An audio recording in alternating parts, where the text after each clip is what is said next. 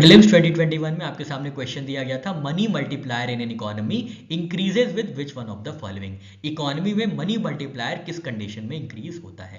पहला ऑप्शन दिया गया था increase in cash reserve ratio in the banks, CRR के बढ़ाने से। ऑप्शन बी दिया गया था एसएलआर के बढ़ाने से बैंक्स में, स्टैट्यूटरी लिक्विडिटी रेशियो के बढ़ाने से।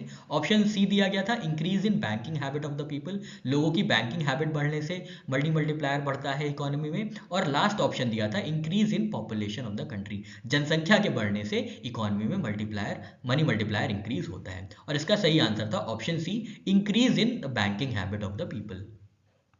मनी मल्टीप्लायर की बात करें तो it refers to multiple expansion of money supply. अगर सेंट्रल बैंक ने किसी single unit of high powered money को इंजेक्ट किया है इकोनॉमी में, तो उसका कितना मल्टीपल एक्सपेंशन हो सकता है क्रेडिट क्रिएशन के माध्यम से, इसी को मनी मल्टीप्लायर कहा जाता है। मान लीजिए एक रुपए इंजेक्ट किया गया है आरबीआई में, तो वो 1 रुपए आगे जाके कितना बढ़ता है, इसी को मनी मल्टीप्लायर कहते हैं।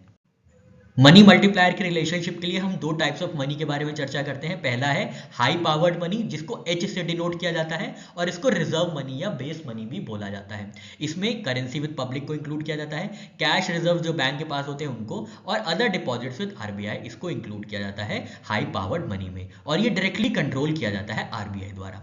दूसरा टाइप ऑफ मनी जो इंक्लूड होता है मनी मल्टीप्लायर में, वो होता है ब्रॉड मनी, जिसको कैपिटल एम से डिनोट किया जाता है। इसमें currency with public, demand deposit और टाइम डिपॉजिट आ जाता है, और ये क्रिएट किया जाता है कमर्शियल बैंक द्वारा। अब आपको कोर रिलेशनशिप याद रखनी है, कैपिटल एम मतलब broad money is equal to money multiplier into high powered money. इसी से डिराइव होता है मनी मल्टीप्लायर का सिंप्लीफाइड फॉर्मूला, जो होता है m इज इक्वल टू मतलब स्मॉल m, जो कि होता है money multiplier is equal to 1 by CRR, cash reserve ratio plus cash deposit ratio, that is cash held by public divided by deposits.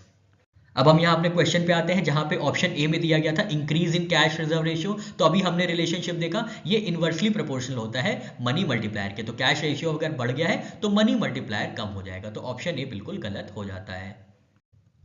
Option B की बात करें तो ये भी गलत है, क्योंकि स्टैट्यूटरी लिक्विडिटी रेशियो है, इसके अंतर्गत बैंक्स जो हैं गवर्नमेंट सिक्योरिटीज में ज्यादा इन्वेस्ट करते हैं, जिसकी वजह से क्रेडिट क्रिएशन कम हो पाता है और मनी मल्टीप्लायर जो है फॉल कर जाता है, तो ये इनकरेक्ट है।